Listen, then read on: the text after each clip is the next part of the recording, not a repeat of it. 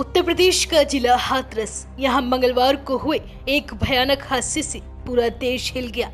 यहाँ एक सत्संग के बाद मची भगदड़ में 122 से ज्यादा लोगों की पैरों के नीचे कुचलकर दर्दनाक मौत हो गई। बाबा के दरबार में लाशों का अंबार लग गया और देखते ही देखता पूरा परिसर शमशान बन गया। इस घटना में अभी तक 100 से ज्यादा लोगों की मौत होना बताया जा रहा है और मौतों की संख्या अभी और बढ़ सकती है।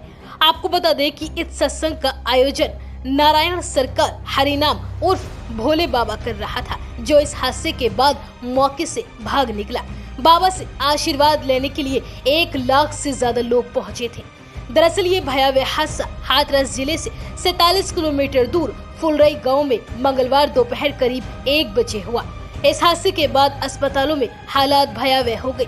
लाशों और घायलों को बसों और टेम्पो में भरकर सिकंदराराव CHC एटा जिला अस्पताल अलीगढ़ मेडिकल कॉलेज भेजा गया।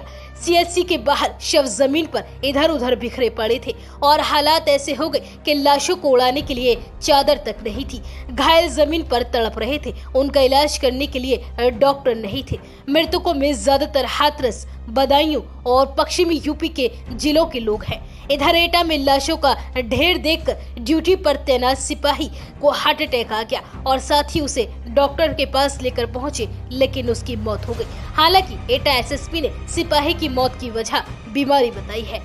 आपको बता दें कि इस भयानक हादसे में हाथरस प्रशासन की भयंकर चूक सामने आई है। कार्यक्रम की अनुमति देने से लेकर हादसे के बाद तक प्रशासन लाचार ही नजर आया।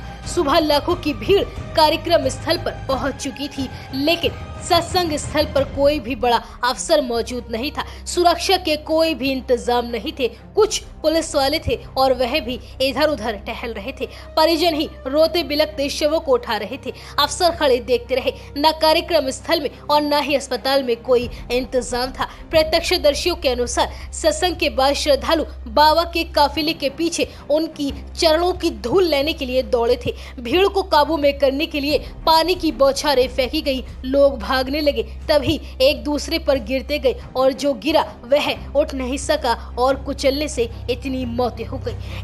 आपको बता दें कि भोले बाबा का असली नाम सूरजपाल है और वह एटा जिले का रहने वाला है। करीब 25 साल से वह सत्संग कर रहे हैं। पश्चिमी यूपी के अलावा राजस्थान, हरियाणा में भी इनके अनुयायी हैं। मंगलवार को 50,000 से ज्यादा लोग पहुंचे थे और अब इस हादसे के बाद से भोला बाबा फरार हो चुका है और अब सत्संग स्थल पर तबाही का मंजर है। लोगों का सामान बिखरा पड़ा है। कपड़े, शादी के कार्ड, आधार कार्ड, टिफिन बॉक्स और बैग, जूते, चप्पल चारों ओर बिखरे हुए हैं, जो इस घटना की गंभीरता को बयां कर रहे हैं।